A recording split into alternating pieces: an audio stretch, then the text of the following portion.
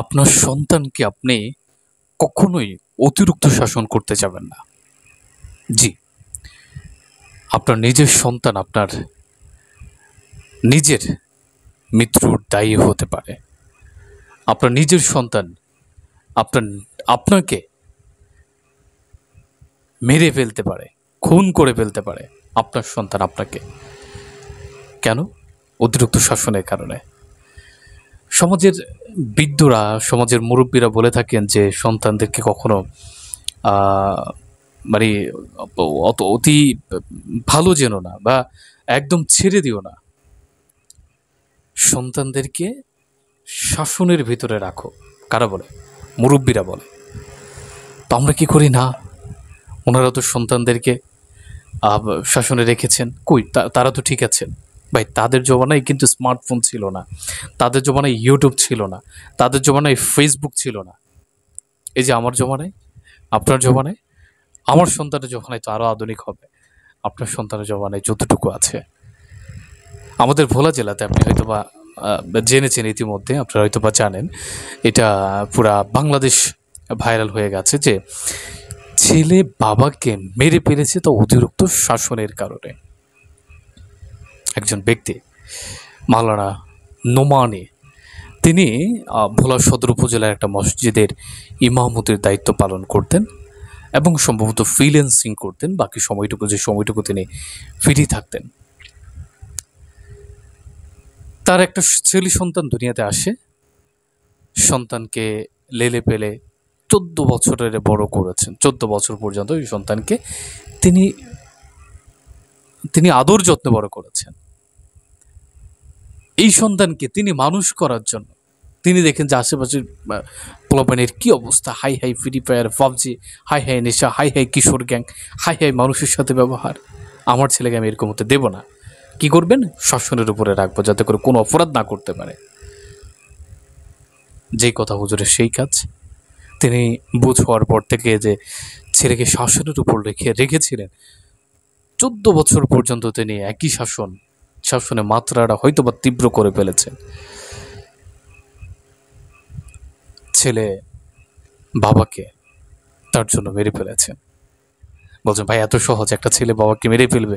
বাবা ছেলেকে দেখার পর, ছেলের বয়স 14 বছর, বাবার বয়স 30 বছর, বাবার বয়স আরও বেশি, ছেলের সাথে পারবে না? মানে এত সহজ মেরে ফেলবে? আপনি ঘটনাটা শুনেন না, শুনেন কীভাবে মারছে। ছেলে পরিকল্পনা করলো, না আমার আসলে এইভাবে আর বেঁচে থাকা যাবে না, একটা ব্যবস্থা করতে হবে, আমার স্বাধীনতা দরকার। ছেলে মনে মনে ভাবলো তার স্বাধীনতা দরকার। কেন? কারণ তার বাবা তাকে প্রচণ্ড রাগে রাখে, প্রচণ্ড শাসনের ভিতরে রাখে।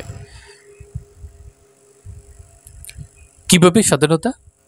এই ছেলে স্বাধীনতার জন্য, ধরুন স্বাধীনতার বিষয়টা ওর মাথার ভিতরে আসে আর 1 বছর পরে, এই 1 বছরের ভিতরে নিজেকে আত্মহত্যা করতে দেন। আমি আত্মহত্যা করব, আমি মরে যাব, আমার যেহেতু স্বাধীনতা নেই দুনিয়াতে, আমি দুনিয়া থেকে চলে যাব। এই ছেলে দুনিয়া থেকে বিদায় নেওয়ার জন্য আত্মহত্যা করতে চেয়েছিলেন। ফ্যামিলি দেখেছে, তার গার্ডিয়ান দেখেছে, হায় ছেলে তো আত্মহত্যা করতে চাচ্ছে। কেনটা হয়তো বা তাকে জিজ্ঞেস করা হয়নি। যদি জিজ্ঞেস করতো যে কেন তুই আত্মহত্যা করতে চাস, আর ছেলে হয়তো বা বলেনি, জিজ্ঞেস করেছে কিন্তু ছেলে বলেনি। ছেলেও যদি বলতো যে বাবা আপনি আবার অতিরিক্ত শাসন করেন, আমার কোনো স্বাধীনতা নাই, আমি এই জন্য মরতে চাইছি, বাবা অত্যন্ত ভাবতেন না আজকের পর থেকে তার একটা স্বাধীনতা দিতে হবে, আমার শাসনটা কমাতে হবে। হয়তো ছেলে বলেনি, ফ্যামিলি জিজ্ঞেস করেছে বা গার্ডিয়ান জিজ্ঞেসই করেনি। তাকে আত্মহত্যার হাত থেকে বাঁচিয়েছে তার ফ্যামিলি। সে তার বাবার প্রতিষ্ঠানে পড়ালেখা করতেন, ভালো স্টুডেন্ট ছিলেন, ক্লাসের ফার্স্ট বয় ছিলেন, ভালো পড়ালেখা পারতেন, ফ্যামিলির সাথেই থাকতেন। যখনই আত্মহত্যার বিষয়টা ফ্যামিলি দেখলো, ভাবলো যে না, ছেলেকে আর এখানে রাখা যাবে না। আচ্ছা, এখানে একটা পয়েন্টে আসেন। যদি ছেলে হয়তো বলেছে যে আমার স্বাধীনতা দরকার, গার্ডিয়ান মনে করছে না তার স্বাধীনতা যদি দরকারই হয় তাহলে তার মামার বাড়িতে আমরা পাঠিয়ে দিই, আমাদের সাথে রাখবো না, সেখানে সে স্বাধীন মতো থাকবে হয়তো বা। কিন্তু তার শিক্ষা জীবনটা তিনি যেখানে শিখছেন, তার বাবার মাঝে শিখছেন, সেটা তারা পরিবর্তন করেনি। তার বাবার মাদ্রাসাতে রেখেই শুধু থাকার জায়গাটা করেছে মামার বাড়িতে, তাও কখন? আত্মহত্যার পরে। মানে আত্মহত্যা করব পরিকল্পনা করছিল, ধরা খেয়ে গেছে বা করতে পারেনি, ফ্যামিলি গার্ডিয়ান না করেছে, তারপর থেকে কিছুটা স্বাধীনতা হয়তো বা পেয়েছে, কিন্তু স্টার্টে পড়ালেখার সময়টা তো সে তার বাবার আয়ত্তের ভিতরে থাকে। হয়তো বাবা পরিবর্তন আনেননি, হয়তো বাবা চেয়েছেন আমার ছেলেটা ভালো হবে, আমার ছেলেটা মানুষের মতো মানুষ হবে, আমার ছেলেটা অনেক বড় কিছু হবে, আমার ছেলেটাকে নিয়ে আমি গর্ব করব, শাসনের ভিতরে রাখবো, তাকে পড়াবো, সে ফার্স্ট ক্লাস ফার্স্ট হবে প্রতিটা সাবজেক্টে, প্রতিটা বিষয়ে, প্রতিটা ক্লাসে, শিক্ষা জীবনে তার বাবা চেয়েছেন এটা, তাই শাসনটা কমানবে। ছেলে ভাবলো যে মামার বাড়িতে গেছি কিন্তু শাসন তো আর কমছে না। ছেলে স্বীকারোক্তি দিয়েছে এই কথাগুলো, আমি হালকা কিছু অ্যাডভান্স বলছি, ছেলের কথাগুলো আপনাকে বলছে, ছেলে যে পুলিশের কাছে স্বীকারোক্তি দিয়েছে সেই কথাগুলো আপনাদেরকে বলছে। আপনি ভাবতে পারেন যে তুমি মেয়ে এই কথাগুলো কোথায় থেকে বলো। এই ছেলে পরিকল্পনা করলেন, ছেলে মুভি দেখলেন, এই যে আসেন স্মার্টফোনের বিষয়টা আসেন, একটা মুভি সে পাইলেন, সাইকো টাইপের যে মুভিগুলো আছে, ইংলিশ মুভি কিছু আছে যে এগুলাতে এই স্টোরিগুলো দেখায়।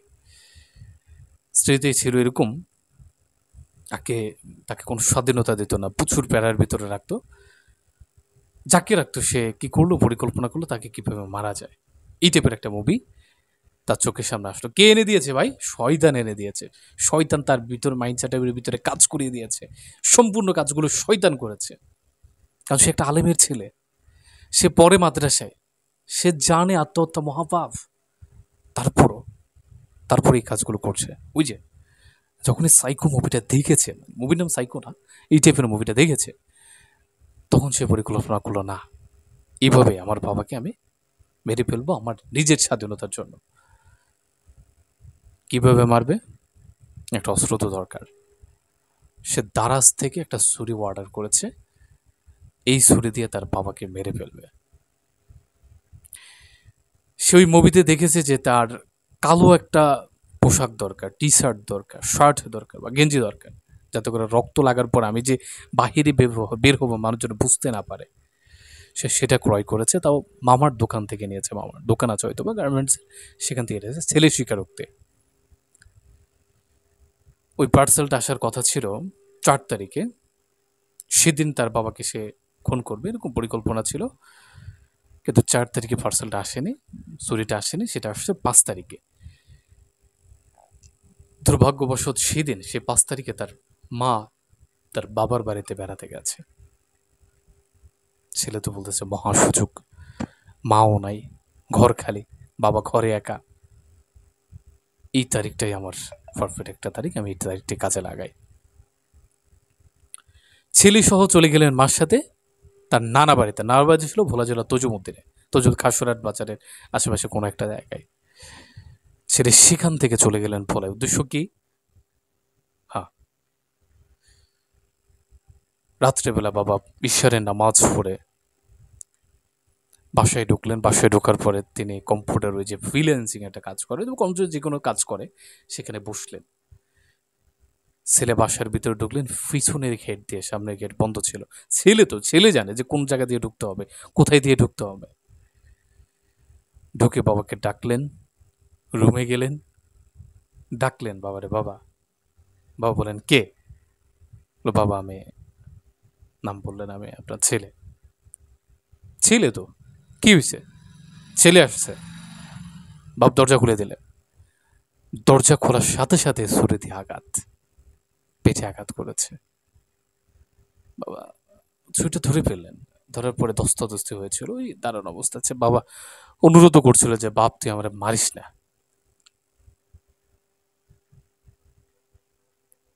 ছেলে শুনে নে, টানাহেঁচড়া করছিলেন, হাতে কাটার দাগ পেয়েছে, এই দাগ শনাক্ত করে পুলিশ ওই ছেলেকে সন্দেহ করে তারপর আসামিটা ধরেছে। ওই যে টান দিছে, হাতে দাগ লেগে গেছে।